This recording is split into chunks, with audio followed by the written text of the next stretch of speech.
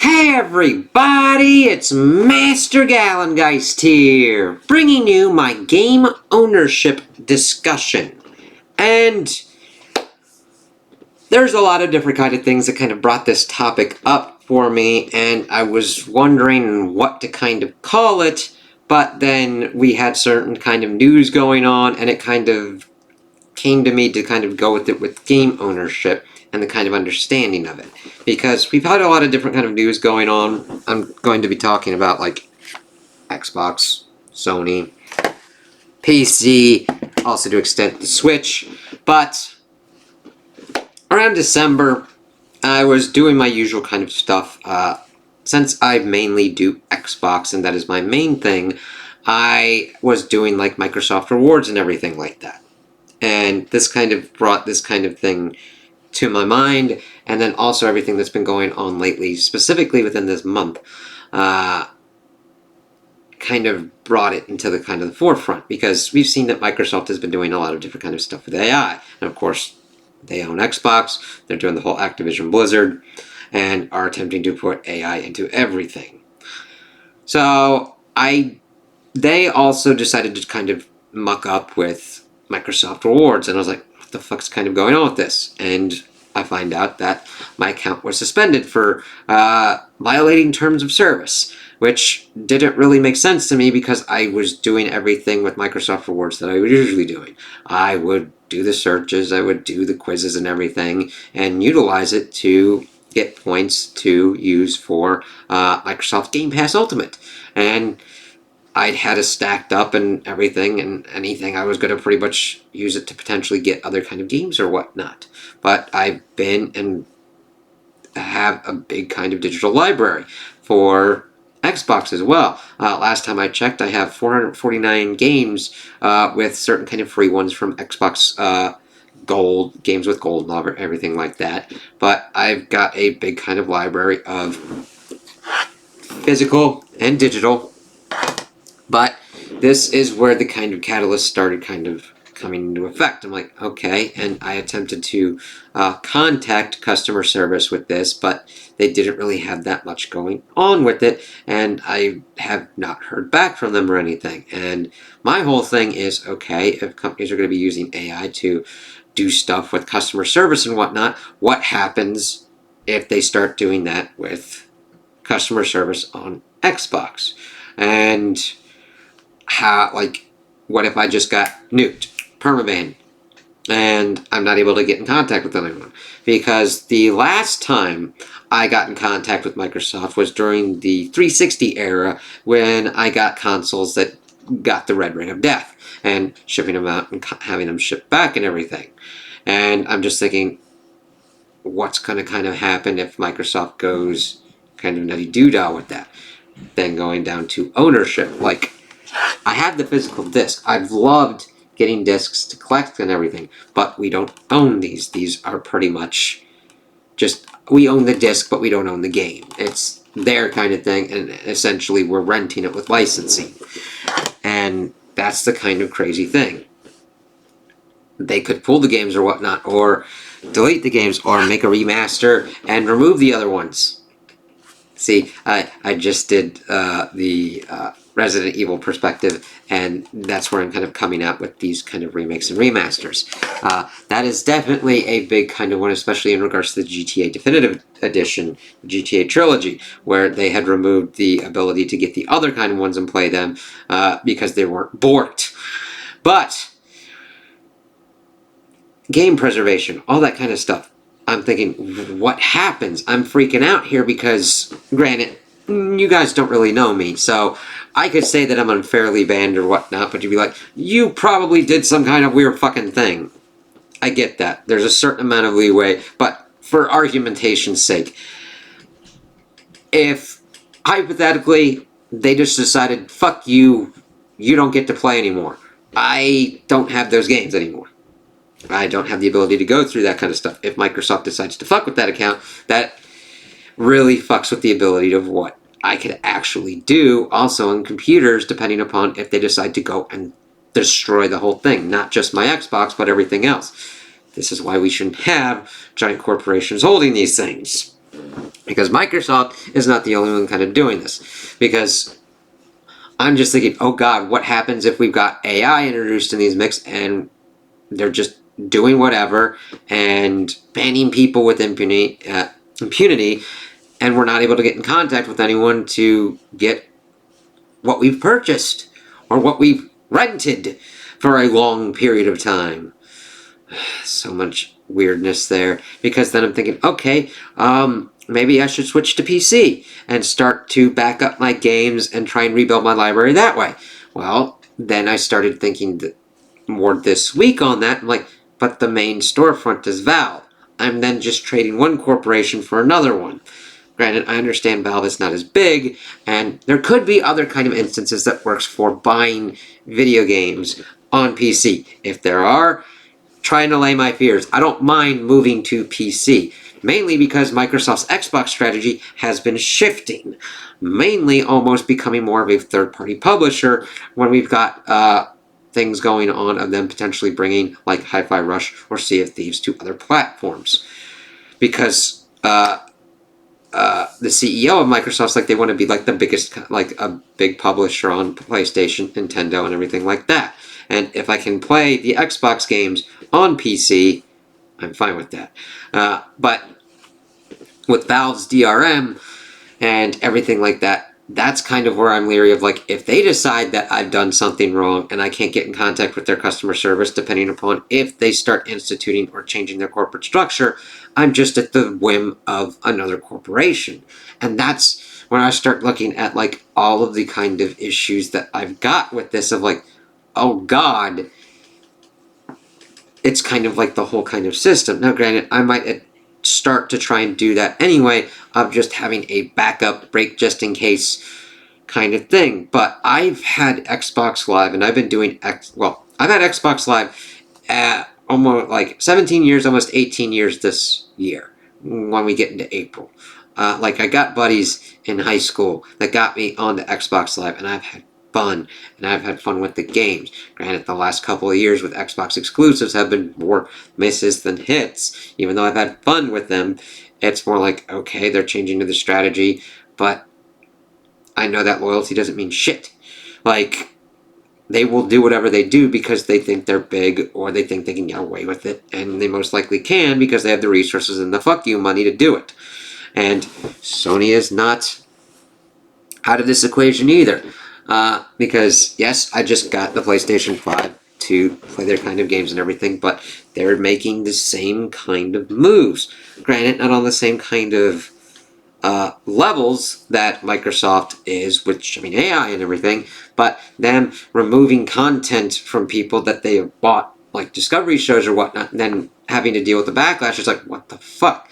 And Sony's things of remastering and remakes and exclusives and everything are kind of going nutty-doo-dah.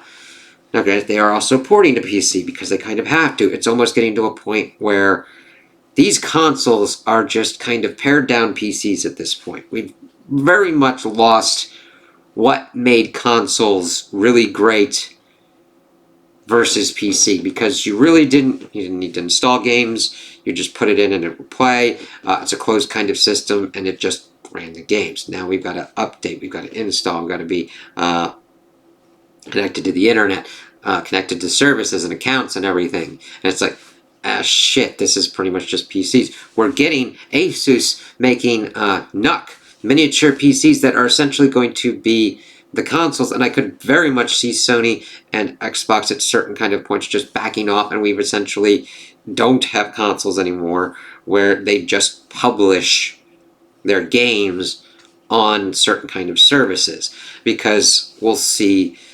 consoles made like just mini PCs just to be done with that, because the Asus NUC is essentially just a laptop without a screen that you just can utilize as a gaming kind of hub. So it's like, okay, just giving more incentive to go to PC. And it's always different and kind of weird. But then we still have the issues of how we control and what we own with the game. Because never mind that fact. That's just kind of speculation of where they would kind of go depending upon how we're going on in the years. Xbox definitely seems to be going that kind of route where they will pare down. They will probably go to more digital-only consoles. If we just get Xbox and PlayStation doing digital-only consoles, it just makes more sense to go to PC almost at that point. Which sucks because I've mainly been a console gamer. And I know you're like, why aren't you talking about the Switch? Switch is like, Nintendo's not out of this either. They're just doing their own kind of thing. Because I've also seen kind of stuff talking about that as well, which also helped kind of do this kind of video.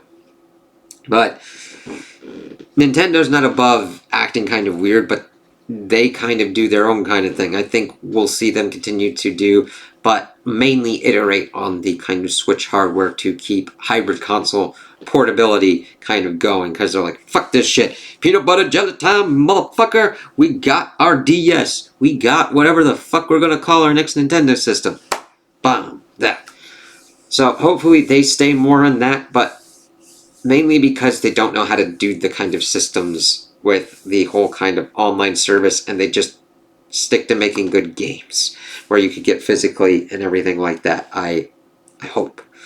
But it goes to these corporations then wanting certain kind of control on digital kind of goods. Two big kind of examples, Capcom and Ubisoft. Those are the big kind of ones that thrashed out this week. Well, not this week, but ones that I heard about the Capcom as I was talking with Reverb Jill Sandwiches with talking about wanting to switch to PC because of my fears of what's going on with Xbox. And granted, I wouldn't be able to get my whole library, but a good enough chunk of it.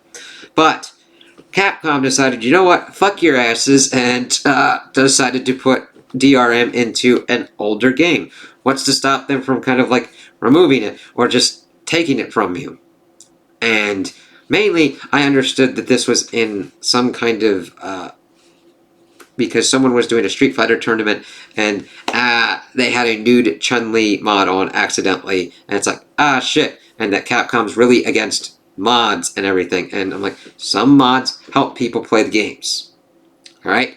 Some mods are just funny, stupid shit, and then there's some really crazy, bad mods, which, if you're, like, have you cheating or whatnot in multiplayer games. I get that. However, this is a single-player game. And as long as it's not really fucking over other kind of people, and is some kind of malicious code that's, like, destroying people's computers or games, or hindering their ability to do that kind of stuff, I don't know why the fuck they would do it other than to just keep exerting their control, which is kind of weird because they don't even know what the fuck they're doing with their shit anyway. It just was like, what? And it was a kind of bigger kind of example for PC.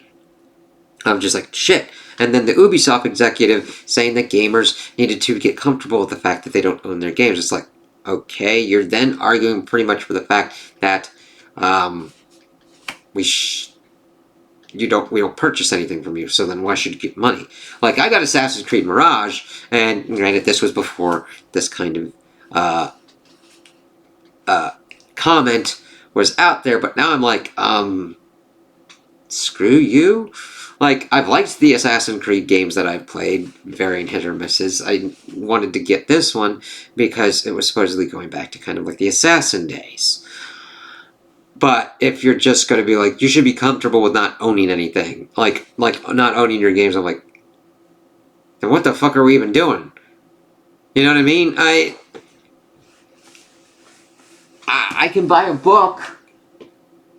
Now, granted, I didn't write it, but I've got that physical copy. I can buy a movie, and at the moment, because they're probably going to do the same kind of thing, trying to force more on digital. Well, that's the whole kind of point with the streaming and all that. You don't own it, and if you don't fucking know what's kind of going on with it, you're never going to see its fucking shit again. Okay, stop that. Thank you. So, it's just very worrying kind of trends for me of the game ownership and everything like that. And I just titled this because of how everything kind of came together and kind of dovetailed to be like, okay, this is a good kind of discussion topic to have. And I kind of want to know people's thoughts, opinions, maybe to see if other kind of allaying factors can be done for PC, because my thing is, Valve is pretty much the big kind of storefront. I know there's GOG, but if you want certain kind of games, you pretty much have to go through Steam. And even onto that kind of effect, if you want other certain kind of games, you have to go through each kind of company's launcher, which I'm like, shit, I remember when PC, you would just kind of like go get a game, and yeah, you'd have to fiddle with settings and whatnot, but granted, I'm old. I was around when there was still discs kind of stuff. Fuck. I broke my teeth. I broke my teeth on the floppy disks. I'm an old, stupid motherfucker. I get this. Oh god, yes. Now, granted, I was like, it wasn't very long before the floppies kind of went out when I was like really cutting into my teeth with gaming to get onto CDs and everything. But yes, floppy disks, the save icons, motherfucker. But now it's just to the point where all of these companies want to lock you into their certain respective systems, and then you are beholden to their kind of mercy. If you want to play Diablo, you need a BattleNet one to get all the different kind of ones. And if they decide that you are a fucking asshole, ha! And you have no recourses. That's the thing. If there are built-in systems for recourse, for you to have an actionable dialogue and to get restitution in case something goes wrong, that's a different kind of matter. But there's not really good customer service protections on that kind of thing. Companies got money, companies got resources, bam, motherfucker, they're in the right, because that's how this shit works. And that's a crazy ass scary shit. And I know this sounds like a weird kind of rambling kind of thing. It kind of is. I had a general idea of where I was going, and I had the main kind of points, but and I understand about piracy and wanting to protect their games and everything like that, but if I bought something from you, I want to be able to have it. Like, I don't know if I'll be able to play this 30 years from now. Granted, I'll be fucking older then, and I don't know if I want to play it, but like the ability to dig out an old console and play old games, we're not going to have that preservation. Just for the artistic integrity of being like, I want to show someone what I meant by when I would talk about this game, or this really cool game, and just it. And the thing is, digital can work if we don't do it stupidly. I don't know, man. It's all kind of fucked up. And I don't know what the kind of solution or answer is. I would like to, like, have some kind of thing, but it's not corporations doing whatever they fucking want to do and just hoping that they're benevolent. I mean, Microsoft buying up all the different kind of corporations. Yes, being an Xbox gamer, it benefits me for them to have Bethesda and Activision Blizzard and all this, but I don't want them to do that. I don't want them to have that much control over the industry that if they decide to just go, you know what, fuck it, let the AI run rampant, and if we lose 20% of our customer base, fuck it, we can make it up with the rest. And it's like, what do you do then? Rebuild from scratch? How expensive that would be? If you're even able to, if the AI doesn't fucking IP ban you because you have to be connected to the internet? Fuck, man. And then if Sony would be doing that kind of stuff, Nintendo, Valve, I understand liking certain kind of aspects, but we should never be comfortable with them having that much control with it. And that's what that real catalyst with the Microsoft rewards kind of hit on me, of they will do whatever they want, and it's only a matter of time. Sure, they could be good now, but it could be a day, it could be 100 years, they could change to some douche-ass motherfucker who says, fuck all them motherfuckers, and just starts squeezing even worse.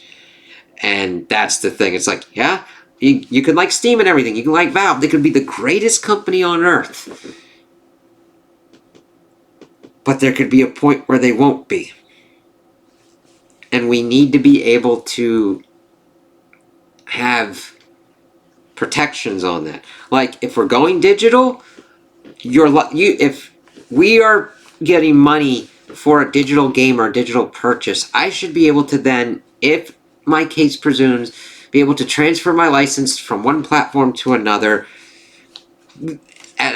for some kind of point. Kind of almost like Google with their cloud that they've been doing, where there aren't transfer fees or whatnot for if you're moving from their cloud to another cloud. Like, if we're doing digital, you should have digital rights on that to be like, I own the license for this product. I want to now transfer that license to this, and if there's like a processing fee or whatnot, that's different. However, within reason, not 50 bajillion or infinite amount of money dollars for the corporation, because that's the profit anymore. But something along that kind of line, where you don't, like, if you go and a corporation decides to be, I'm going to be fuckity doodah, fuckity day, all right, then have my library with me, something to that effect. Or transferring your physical to a digital license so you can better able do that. Something to that kind of effect. I don't know. That's just one thing that I was spitballing and thinking about. This is not an easy kind of thing to kind of deal with and understand, but it's something that is going to be very pertinent to this industry and other industries as well. We have right to repair. I'm glad we're working on that so that way we can go through with that, because who knows when we get subscriptions or whatnot where you don't really even own this and then just like send some kind of code and nuke the fucking thing. Granted, there's probably something like that going on and already exists, but not to the level that we've got at this point. So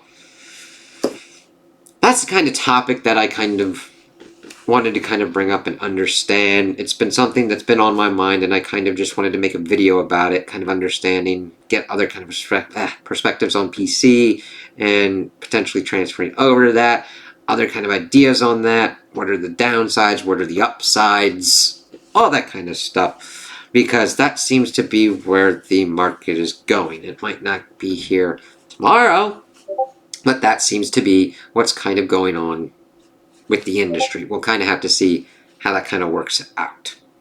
So let me know what you guys think in the comments below. Do you agree with me? Do you disagree with me? What do you agree with? What do you disagree with? What do you think? What are your kind of solutions? What are your thoughts and opinions? I'd really kind of like to know. And I hope you have, like and subscribe, and I hope you have a good day.